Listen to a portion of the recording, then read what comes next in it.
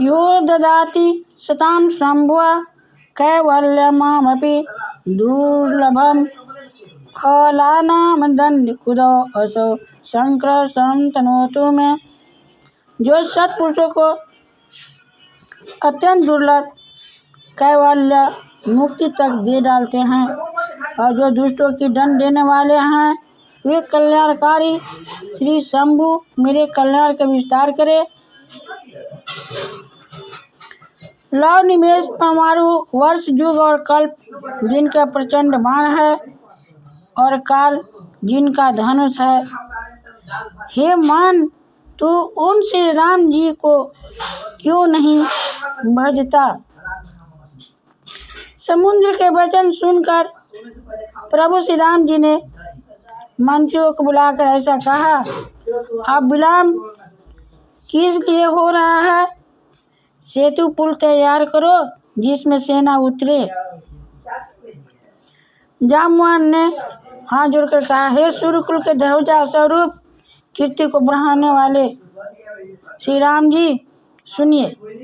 हे नाथ, सबसे बड़ा सेतु तो आपका नाम ही है जिस पर चढ़कर मनुष्य संसार रूपी समुद्र से पार उतर जाते हैं।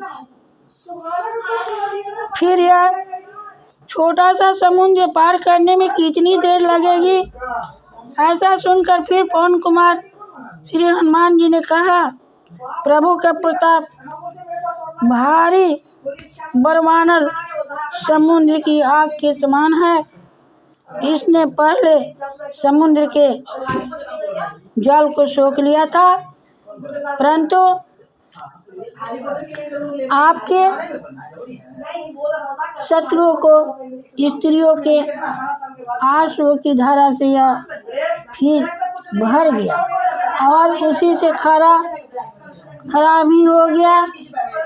हनुमान जी की यह अत्युक्ति अलंकारपूर्ण युक्ति सुनकर वानर श्री रघुनाथ जी की ओर देखकर हर्षित हो गए।